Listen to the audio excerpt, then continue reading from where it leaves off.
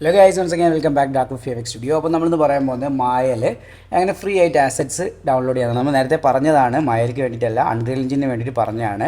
അതുപോലെ സിനിമ ഫോട്ടിക്ക് വേണ്ടിയും പറഞ്ഞ സോഫ്റ്റ്വെയർ ആണ് ക്വിക്സൽ ബ്രിഡ്ജ് എന്ന് പറഞ്ഞിട്ടുള്ളത്. നമ്മൾ നേരത്തെ കണ്ടാണ്. എന്നാലും ഒന്നുകൂടെ നോക്കാം അല്ലേ, മായയ്ക്ക് വേണ്ടി എങ്ങനെ ആഡ് ചെയ്യാന്നുള്ളത്. അപ്പോൾ നമ്മൾ ഇതുവരെ ചെയ്ത വീഡിയോസ് ഒന്നും കാണാത്തവരുണ്ടെങ്കിൽ ഡിസ്ക്രിപ്ഷനിൽ വെബ്സൈറ്റ് എന്ന് പറഞ്ഞ ലിങ്ക് കൊടുത്തിട്ടുണ്ട്. അതിൽ കയറി കഴിഞ്ഞാൽ എഡിറ്റിംഗ് ഡെസ്ക് എന്നുള്ള ഈ ഒരു ഓപ്ഷൻ ക്ലിക്ക് ചെയ്യുക. അതിൽ മായ അതുപോലെ ബാക്കി സോഫ്റ്റ്വെയറിൻ്റെ ഇവിടെ ഉണ്ട്. മായ ക്ലിക്ക് ചെയ്ത് കഴിഞ്ഞാൽ മായയിൽ ഇതുവരെ നമ്മൾ ചെയ്ത വീഡിയോസൊക്കെ ഉണ്ടാവും.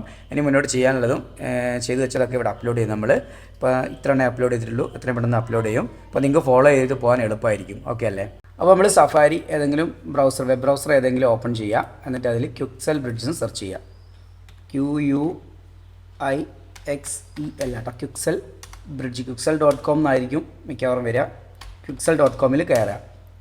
ഓക്കെ അല്ലേ?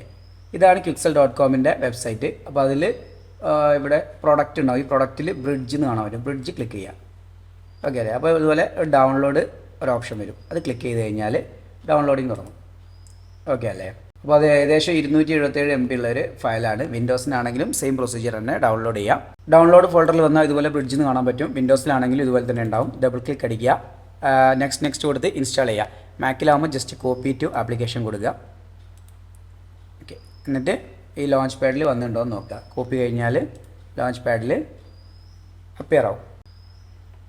ഓക്കെ, ഇനി അത് ഓപ്പൺ ചെയ്യുക.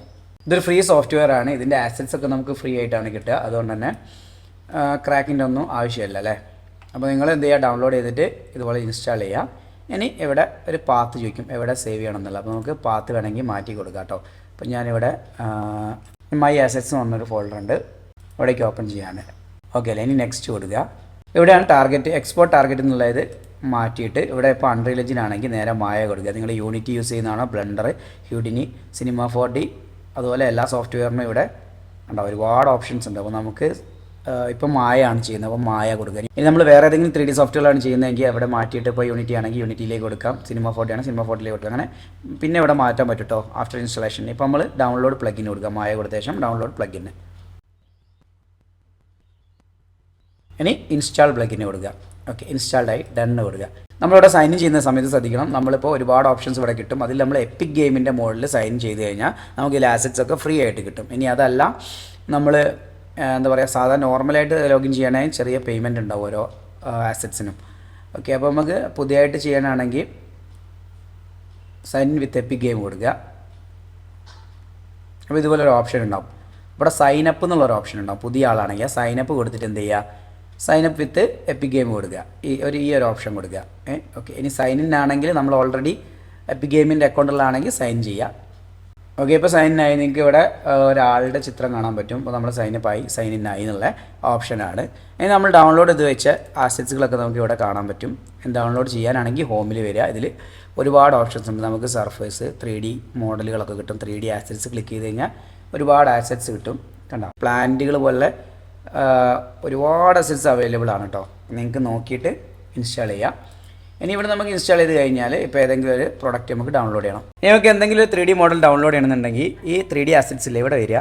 എന്നിട്ട് നമുക്ക് ഏതെങ്കിലും വേണ്ട ഏതാ മോഡലുള്ളത് അവിടെ ഒരുപാട് ഗ്രൂപ്പാക്കി വെച്ചിട്ടുണ്ട്. അപ്പോൾ അത് നമുക്ക് നാച്ചുറാണ് വേണ്ടത്. നാച്ചുർ ക്ലിക്ക് ചെയ്യുക.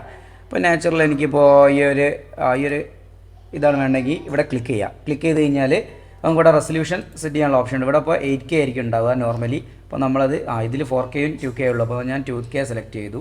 പിന്നെ ഇവിടെ അതിൻ്റെ എക്സ്ട്രാ എക്സ്പോർട്ടിംഗ് സെറ്റിങ്സും ഡൗൺലോഡ് സെറ്റിങ്സും വേറെ വേറെ കാണാം. അതുപോലെ താഴെ എക്സ്പോർട്ടിംഗ് സെറ്റിങ്സ് നിങ്ങൾക്ക് കാണാൻ പറ്റും. എക്സ്പോർട്ടിംഗ് സെറ്റിങ്സ് പറഞ്ഞാൽ നമ്മൾ നേരത്തെ സെറ്റ് ചെയ്ത മായ ഇവിടുന്ന് വേറെ ഏതെങ്കിലും സോഫ്റ്റ്വെയറിലേക്ക് മാറ്റണമെങ്കിൽ ഇവിടെ മാറ്റാൻ പറ്റും കേട്ടോ. അത്രേ ഉള്ളൂ, സിമ്പിളാണ്. എന്നിട്ട് എന്ത് ചെയ്യുക, ജസ്റ്റ് ഡൗൺലോഡ് കൊടുക്കുക. ഇനിയിപ്പോൾ നമ്മൾ ഡൗൺലോഡ് ചെയ്ത് ഇത് കംപ്ലീറ്റ് ചെയ്ത് കഴിഞ്ഞാൽ ഡൗൺലോഡിങ് കഴിയും. കംപ്ലീറ്റ് ചെയ്ത് കഴിഞ്ഞാൽ നമുക്ക് താഴെ ലോക്കൽ എന്നുള്ള ഇവിടെ വന്നു കഴിഞ്ഞാൽ നമ്മൾ ഡൗൺലോഡ് വെച്ചാൽ എല്ലാ ഫയലിനെയും കാണാൻ പറ്റും. അപ്പോൾ നമുക്ക് എക്സ്പോർട്ട് ചെയ്യുന്നത് എങ്ങനെയാണെന്ന് വെച്ചാൽ, ഇപ്പോൾ ഇതിനെ എക്സ്പോർട്ട് ചെയ്യാമെന്ന് കരുതുക. അത് ഡൗൺലോഡ് ആയില്ലേ. ഓക്കെ, ഇതിനെ എക്സ്പോർട്ട് ചെയ്യാന്ന് വെച്ചാൽ ഇവിടെ ഒരു പ്ലസ് ബട്ടൺ കണ്ടോ, ആ പ്ലസ് ബട്ടൺ അടിച്ചു കൊടുത്തു കഴിഞ്ഞാൽ മായയിലേക്ക് എക്സ്പോർട്ട് ആവും. കണ്ടോ, എക്സ്പോർട്ടിങ് ടു മായ. അപ്പം മായ അവിടെ ഓപ്പൺ ആക്കി വെക്കണം കേട്ടോ. അപ്പം മായയുടെ പ്ലഗിൻ അതിൽ ലോഡാവും, അതിലേക്ക് എക്സ്പോർട്ട് ആവും. ഇനി നമ്മൾ എക്സ്പോർട്ട് ചെയ്യുന്ന സമയത്ത് ഇതുപോലൊരു എററാണ് കാണിക്കുന്നതെങ്കിൽ ഈ could not send data over ഈ പോർട്ട് നമ്പർ കണ്ടോ 1329, അത് നിങ്ങൾക്കൊരു മാറ്റം ഉണ്ടാവും. ഒന്നുകൂടി കാണിച്ചു തരാം. ഈ ഒരു നമ്പർ കണ്ടോ, ഈ നമ്പർ ജസ്റ്റ് ഒന്ന് കോപ്പി ചെയ്യുക. നമുക്ക് കോപ്പി ചെയ്യൽ ഓർത്ത് വെച്ചാൽ 4 നമ്പറല്ലേ ഉള്ളൂ, 13 ആ ഒരു നമ്പറില്ലേ. ഓക്കെ, അത് നമ്മൾ മാറി കിടക്കുകയായിരിക്കും. അത് നമ്മൾ എന്ത് ചെയ്യുക, ബ്രിഡ്ജിൻ്റെ സെറ്റിങ്സിൽ വരിക. സെറ്റിങ്സിൽ വന്നു കഴിഞ്ഞാൽ അവിടെ കണ്ടാവും പോർട്ട് എന്നുണ്ടാവും. ആ പോർട്ട് നമ്പർ ഇനി ഇവിടെ ഹൈഡായി കിടക്കുകയാണെങ്കിൽ ഇവിടെ എക്സ്പാൻഡ് ചെയ്യാനുള്ളൊരു ഓപ്ഷൻ ഉണ്ട് കേട്ടോ സെറ്റിങ്സിൽ. അവിടെ വന്നിട്ട് 13, ബാക്കി കറക്റ്റാണ്. അപ്പോൾ നിങ്ങൾ ഇവിടെ വേറെ ഏതെങ്കിലും നമ്പർ ആയിരിക്കും ആ പോർട്ടർ കാണിക്കുന്ന ആ പോർട്ടിൻ്റെ ആ നമ്പർ ഇവിടെ ആഡ് ചെയ്ത് കൊടുക്കുക. എന്നിട്ട് എന്ത് ചെയ്യുക, ജസ്റ്റ് ക്ലോസ് ചെയ്യുക. ഇനി ഒന്ന് മായ ഓപ്പൺ ചെയ്യാം. ഓക്കെ, ഇനി നമുക്കൊന്ന് എക്സ്പോർട്ട് ചെയ്താൽ ആ പ്രശ്നം തീർന്ന് എക്സ്പോർട്ട് സക്സസ്ഫുള്ളി ആവും കേട്ടോ.